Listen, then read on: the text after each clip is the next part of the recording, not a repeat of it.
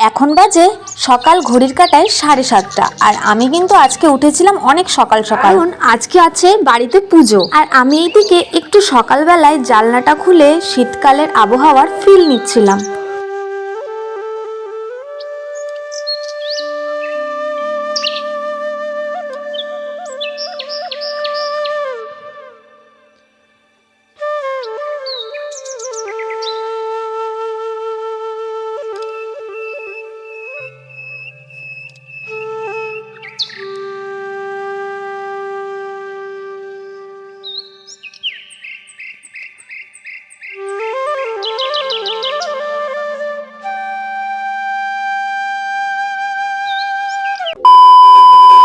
Hey guys, welcome back to my channel. তো সবাই কেমন আছো?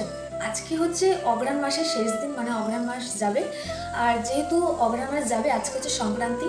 আর সংক্রান্তি তোমরা অনেকেই জানো, আবার অনেকেই জানো না, তো পুরো ব্যাপারটা আমি পরেই বলবো। তো যেহেতু সংক্রান্তি, বাড়িতে পুজো, যার জন্য হচ্ছে সকাল সকাল আর কি স্নান টান করা। তো দেখে বুঝতে পারছো, স্নান টান করে আমি সবে আসলাম। আর এই ঠান্ডায় স্নান করা মানে খুব সবথেকে বড় কষ্টের কাজ হচ্ছে সবথেকে স্নান করাটা। এদিকে স্নান টান করে হয়ে গেছি রেডি। আর এখন মা ঠাকুর ঘরে আছে, কিছু কাজ করছে। আর এখন আমি যাব, গিয়ে কিছুটা কাজ করব। তো এদিকে স্নান টান করে আমি হচ্ছে আপাতত মানে এই ড্রেসটা পরেছি। আর ভেবেছি এখন ঠাকুর ঘরে কিছু কাজ আছে, মার সঙ্গে হাতে পিঠে করবো, তারপরে আবার ড্রেসটাকে চেঞ্জ করবো। মানে তখন শাড়ি পরতে হবে, যেহেতু বাড়িতে পুজো। তো যাই হোক, আমি বাড়িতে পুজো সেটা তোমাদের সঙ্গে পরে শেয়ার করছি, যে কি পুজো, কি বৃত্তান্ত, সংক্রান্তি মানে কি, অনেকেই জানো বা অনেকেই জানো না, আগেই বললাম। তো যাই হোক, এদিকে সকালবেলার থেকে কিন্তু তোমাদের সঙ্গে সেইভাবে ইন্ট্রোটা আমার দিতে মনে ছিল না, তো ভাবছি আগে ইন্ট্রোটা আগে দিয়ে। আজকে হয়তো আমার ভিডিওতে একটু কম কথা বলা হবে, মানে ভয়েসে বেশি ভিডিও করা হবে, কারণ কাজে আজকে একটু বেশি ব্যস্ত থাকবো।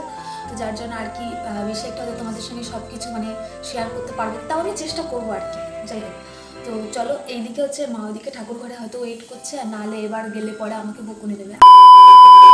তারপর তো এদিকে এসে দেখলাম মা ঠাকুরকে ভোগ দেওয়ার জন্য সবকিছু রেডি করছে। আমরা কিন্তু প্রত্যেকবার ঠাকুরকে ভোগে চুষি আর দোলো দিই। এবার ভেবেছি চুষি দেবো না, এবার ভেবেছি সেমই দেবো, আর ভেবেছি সেমইয়ের মধ্যে কিছু দোলো দিয়ে দেবো।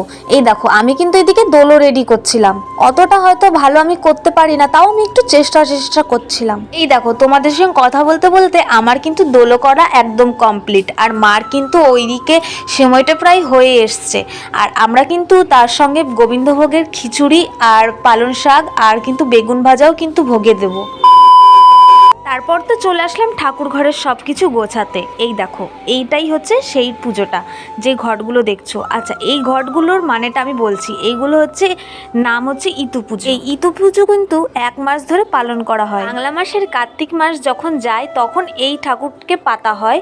আর এই পুরো অঘ্রাণ মাসটা, পুরো পুজোটা করে অঘ্রাণ মাস যখন সমাপ্ত হয়, তখন এই পুজোটাও সমাপ্ত হয়। দেখো, তোমাদের সঙ্গে কথা বলতে বলতে এই দিকে কিন্তু পুজোর সব কিছু গোছানো রেডি হয়ে গেছে। আর এখন কিন্তু শুরু হবে পুজো। চলো আগে রেডি হয়ে আসি, তারপরে কথা বলছি। তো এদিকে আমিও হয়ে গেছি রেডি। আর আজকের লুকটা হচ্ছে এটা, যেহেতু বাড়িতে পুজো। আর আমি অতটা না ভালো সাজতে পারি না তো শুধু শাড়িটা পরেছি। আর গলায় একটা মালা পরেছি চোকার। আর কানে কিছু পরিনি, কারণ আমার কানের অবস্থাটা খুবই খারাপ।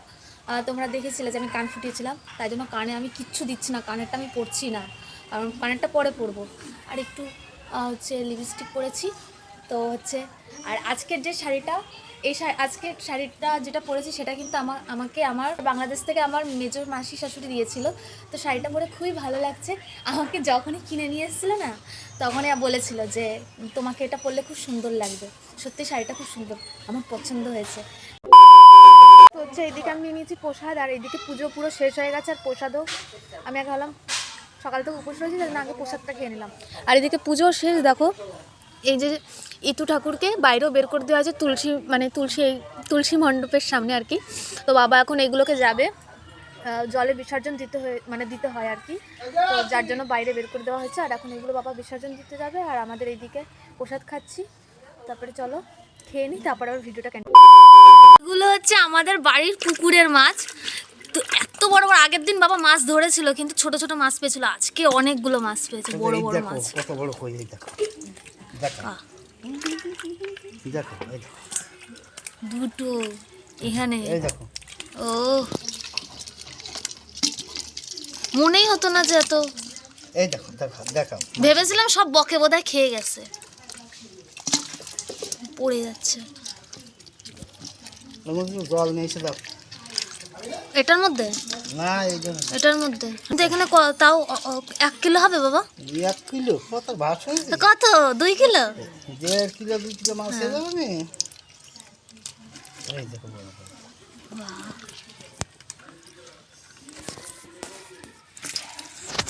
তো হচ্ছে এই ওই আমাদের বাড়ির ওই সাইডে মানে পেছনে ওই সাইডটাতে তো পুকুর আছে। তো ওই পুকুরে না এই মাছগুলো ছিল। আমরা ভাবতে পারিনি যে এত মাছ আছে। আমি ভাবতাম যে মনে হয় না ওই ছোটো ছোটো মাছ হবে, কিন্তু বাবা 2 দিন আগে ধরেছিল ছোটো ছোটো মাছ, আর আজকে ধরেছে এই মাছ। আমি তো ভাবতে পারিনি। জল শুকাচ্ছিলই না, বৃষ্টি এবার যা বৃষ্টি হয়েছে জলই শুকাচ্ছিল না। আর ইয়ে শুকাই আছে বিলে আর এবার শুকিয়েছে। বাবা তাও জল ছেঁকে ছেঁকে এই পাশে মানে আলাদা করেছিল ওখানে, যে পুকুরটা আমি পরে দেখাবো, ওই জলটাকে ছেঁকে ছেঁকে তবেই মাছটা ধরেছে। আমরা এদিকে 10 minutes later.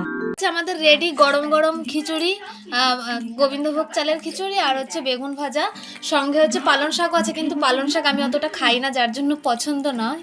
তো যাই হোক, এইদিকে আমাদের পুজোও শেষ, আর এইদিকে কিন্তু সবাই একে একে বসে পড়েছি খেতে। যেহেতু পাতায় খাচ্ছি, কারণটা হচ্ছে আজকে হচ্ছে ব্রত।